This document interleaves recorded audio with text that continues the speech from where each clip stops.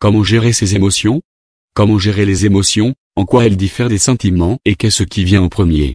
Le sujet est complexe, car la relation entre l'émotion et le sentiment n'est pas aussi simple que nous le souhaiterions.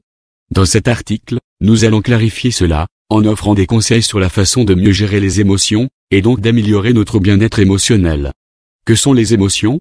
Les émotions sont des réactions aux informations que nous recevons dans notre relation avec notre environnement. En fonction de nos expériences passées, nous allons réagir d'une certaine manière à une situation, c'est pourquoi toutes les personnes ne réagissent pas de la même manière à un même événement. Le niveau d'intensité de notre émotion dépendra de la mesure dans laquelle nous pensons que l'événement affectera notre bien-être. Ces réactions se produisent à 4 niveaux. Mental, corporel, comportemental, sentimental. Il s'agit donc d'une réponse complexe de notre organisme à l'environnement, dont l'objectif est de s'adapter à la situation actuelle. De cette façon, nous évitons un déséquilibre psychologique, et donc, un trouble ou un malaise psychologique. Les types d'émotions et leurs fonctions.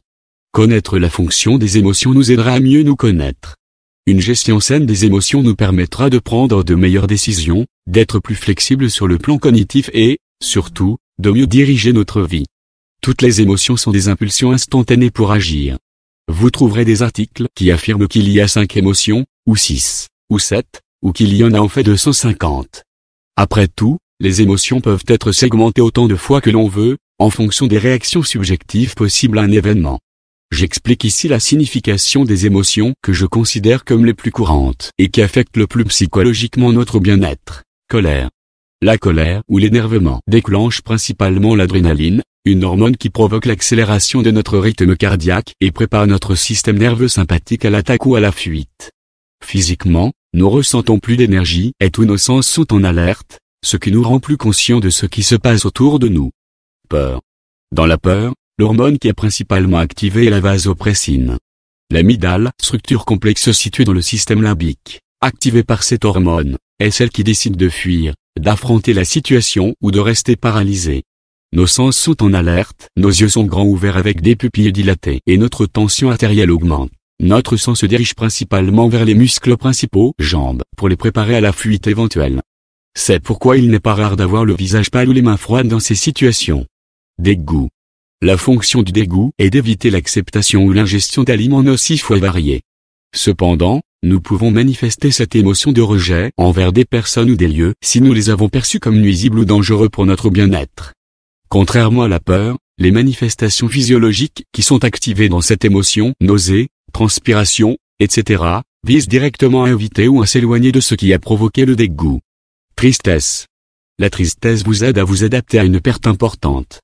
Cela peut être personnel, matériel ou symbolique, par exemple, une déception. Avec la tristesse, nous ressentons une baisse d'énergie et donc d'activité ou d'envie de faire des choses.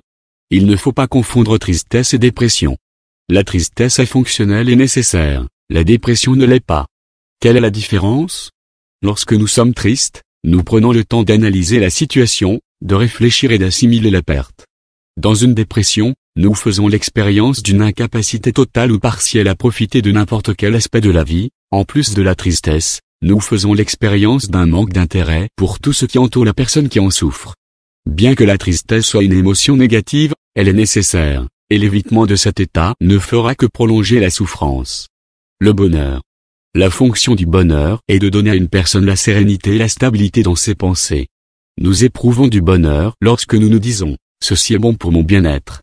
Normalement, nous ressentons cette émotion lorsque nous atteignons un objectif, que nous éprouvons du plaisir, que nous sommes satisfaits ou que nous nous sentons comblés. Physiquement, nous ressentons un regain d'énergie qui nous motive à atteindre de nouveaux objectifs.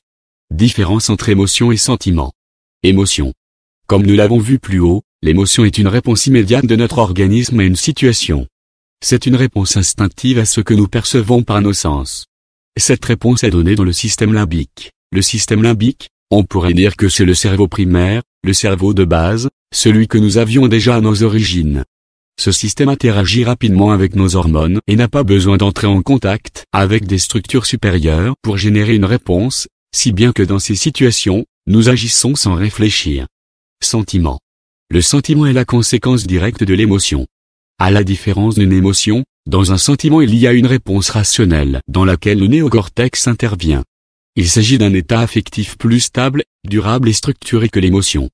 Dans le sentiment, l'émotion est assimilée et, en fonction de nos expériences antérieures, de nos préjugés et de notre type de personnalité, extraverti, introverti, etc., nous allons réagir d'une certaine manière. Ainsi, grâce au sentiment, nous réagissons de manière plus complexe et plus adaptative à l'environnement. Lorsque ces sentiments ont un caractère plus permanent, on peut parler d'états sentimentaux. Les exemples les plus clairs d'états sentimentaux sont la haine ou l'amour. Comment gérer correctement ces émotions? L'influence des émotions sur la psyché humaine est incontestable. La gestion des émotions a été la clé de l'évolution de l'espèce et, bien qu'au cours de notre évolution le cerveau se soit développé en système plus complexe, aujourd'hui nous réagissons toujours de manière émotionnelle. J'ai regroupé ci-dessous en 3 concepts la manière dont vous pouvez gérer correctement vos émotions. Accepter les émotions positives et négatives. Nous avons vu que nous avons des émotions positives et négatives. Bien que certaines soient négatives, elles sont fondamentales pour notre bien-être, car elles nous amènent à réagir de la manière la plus appropriée à une menace. Le problème survient lorsque nous évitons ces émotions négatives, ou lorsque nos réponses physiques et cognitives ne sont pas proportionnées ou ne correspondent pas à un danger ou une menace réelle, par exemple, les troubles anxieux et les phobies. En d'autres termes, une affectivité plate, expression affective ou une labilité émotionnelle, réaction émotionnelle disproportionnée, nous repoussera lorsqu'il s'agit de se rapporter à notre environnement, nous laissant dans une position défavorable lorsqu'il s'agit de l'interpréter et de prendre des décisions.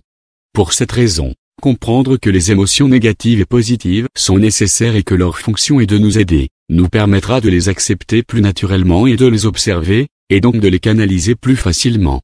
Essayez d'être plus conscient de ce que vous ressentez et pensez pour gérer ces émotions. Développer notre introspection en questionnant ce que nous pensons, ce que nous disons ou ce que nous ressentons nous aidera à détecter les croyances irrationnelles qui ne correspondaient pas à la vérité, et donc, en n'étant pas logiques, elles affecteront la canalisation des émotions et des sentiments. Développez votre intelligence émotionnelle pour gérer ces émotions. Être en phase avec nos émotions est la clé pour développer notre intelligence émotionnelle. Cela nous amènera à faire les choix les plus appropriés dans les situations ou les problèmes auxquels nous devons faire face. Identifiez vos états émotionnels et exprimez-les. Écoutez vos émotions, elles vous aideront à concentrer votre attention là où elle est le plus nécessaire. Comprenez-les, donnez-leur un sens. Réfléchissez-y, trouvez les informations qu'elles vous fournissent afin de les réguler.